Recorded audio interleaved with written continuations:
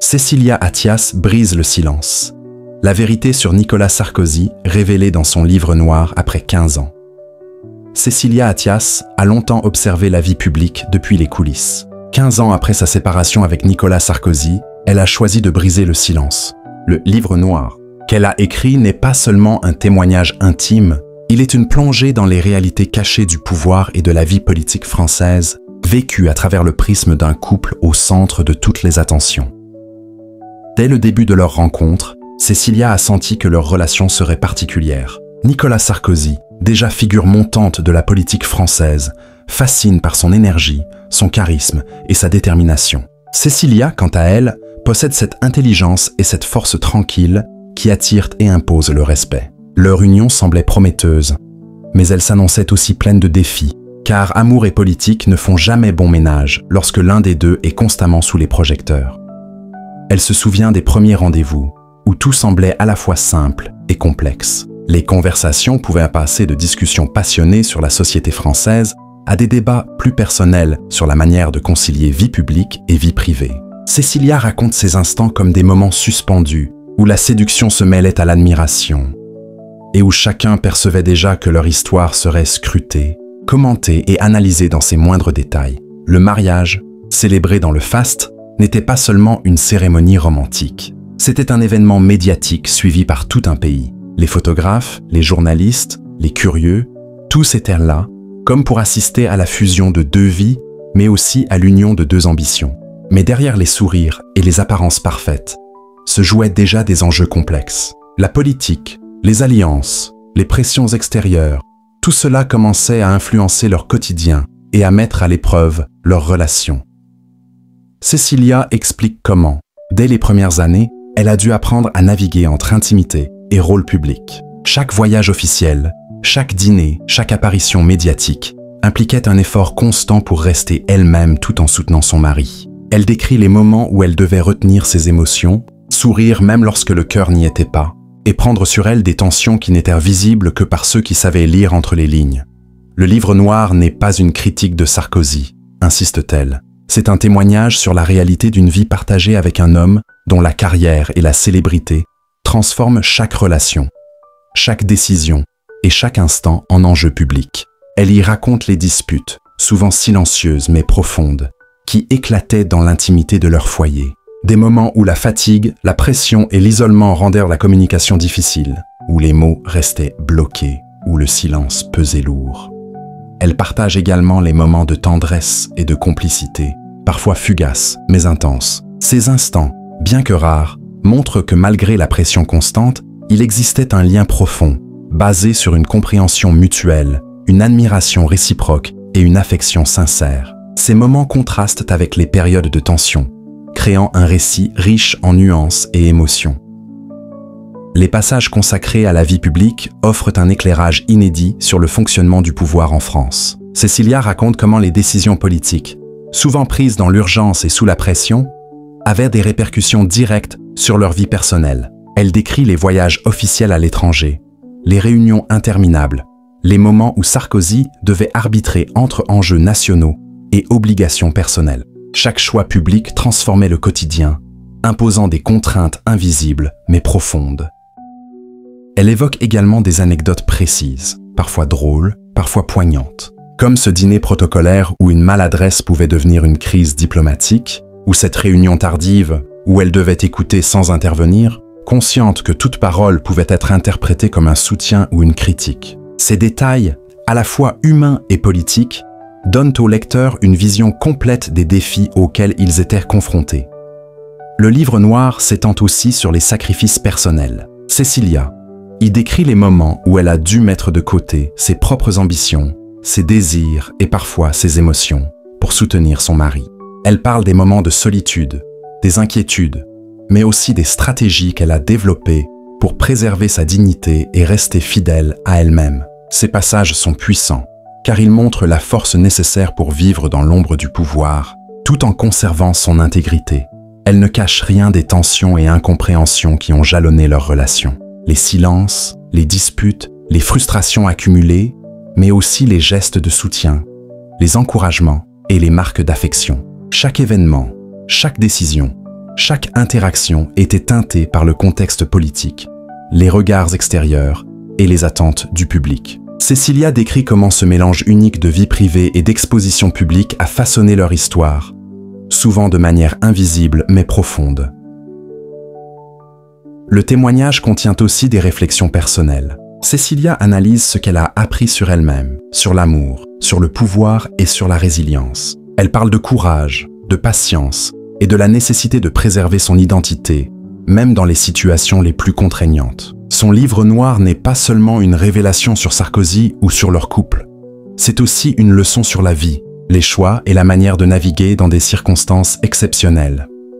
Elle aborde également l'impact médiatique et social. 15 ans après les faits, ces révélations ont provoqué des réactions contrastées. Fascination, étonnement, admiration pour le courage, et parfois critique ou scepticisme. Mais au-delà de la controverse, ce témoignage permet de mieux comprendre la complexité des relations humaines exposées au regard public et aux pressions du pouvoir. Les anecdotes sont nombreuses. Elle décrit des voyages officiels, des rencontres avec des chefs d'État, des moments de solitude dans des hôtels luxueux, des conversations téléphoniques interrompues, des messages laissés à moitié écrits, des décisions cruciales à prendre en quelques minutes. Tous ces détails permettent de comprendre comment la vie d'un couple au centre du pouvoir se transforme et comment chaque action a des conséquences sur l'autre.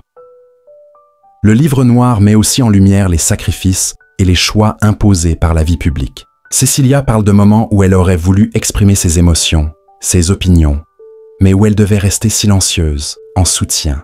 Elle décrit la difficulté de maintenir un équilibre entre loyauté conjugale et vérité personnelle. Ces passages sont parmi les plus émouvants et les plus puissants, car ils montrent la tension permanente entre vie personnelle et exigences extérieures. En retraçant cette période, elle montre la réalité du pouvoir et de la célébrité.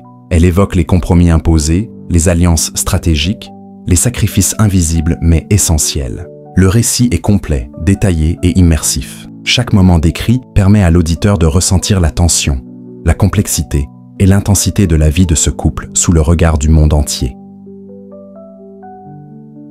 Le livre noir ne se contente pas de relater des événements. Il explore les émotions, les réflexions et les choix qui ont façonné leur histoire. Il offre une perspective unique sur la dynamique d'un couple confronté au pouvoir, à la célébrité et à l'exposition médiatique constante. Il montre que derrière les titres et la politique, il y a des réalités humaines, des émotions, des conflits et des moments de tendresse. Cécilia partage aussi sa vision de la résilience et du courage. Elle montre comment, malgré les pressions et les défis, il est possible de préserver son identité et de rester fidèle à soi-même. Son témoignage est une leçon sur la force intérieure, la patience et la nécessité de comprendre et de gérer les dynamiques complexes qui influencent nos vies, qu'elles soient publiques ou privées. En conclusion, ce livre noir est bien plus qu'un témoignage intime. C'est une plongée dans la complexité des relations humaines exposées au pouvoir, une réflexion sur l'amour, la résilience et la liberté personnelle. 15 ans après, Cécilia Attias offre un éclairage inédit sur Nicolas Sarkozy, sur leurs relations et sur les effets du pouvoir sur la vie personnelle. Elle rappelle que la vérité, même longtemps retenue, finit toujours par émerger, et que le courage de la partager peut transformer une expérience personnelle en leçon universelle sur la vie, le pouvoir et l'amour. Ce livre noir est une exploration profonde, une immersion totale, une révélation qui éclaire les coulisses de la vie politique et intime d'un couple emblématique de la République française. Cécilia Attias brise le silence. La vérité sur Nicolas Sarkozy, révélée dans son livre noir après 15 ans. Cécilia Attias a longtemps observé la vie publique depuis les coulisses. 15 ans après sa séparation avec Nicolas Sarkozy, elle a choisi de briser le silence. Le livre noir, qu'elle a écrit, n'est pas seulement un témoignage intime, il est une plongée dans les réalités cachées du pouvoir et de la vie politique française, vécue à travers le prisme d'un couple au centre de toutes les attentions. Dès le début de leur rencontre, Cécilia a senti que leur relation serait particulière. Nicolas Sarkozy, déjà figure montante de la politique française, fascine par son énergie, son charisme et sa détermination. Cécilia, quant à elle, possède cette intelligence et cette force tranquille qui attirent et imposent le respect. Leur union semblait prometteuse, mais elle s'annonçait aussi pleine de défis. car amour et politique ne font jamais bon ménage lorsque l'un des deux est constamment sous les projecteurs. Elle se souvient des premiers rendez-vous, où tout semblait à la fois simple et complexe. Les conversations pouvaient passer de discussions passionnées sur la société française à des débats plus personnels sur la manière de concilier vie publique et vie privée. Cécilia raconte ces instants comme des moments suspendus, où la séduction se mêlait à l'admiration, et où chacun percevait déjà que leur histoire serait scrutée, commentée et analysée dans ses moindres détails. Le mariage, célébré dans le faste, n'était pas seulement une cérémonie romantique. C'était un événement médiatique suivi par tout un pays. Les photographes, les journalistes, les curieux, tous étaient là, comme pour assister à la fusion de deux vies, mais aussi à l'union de deux ambitions.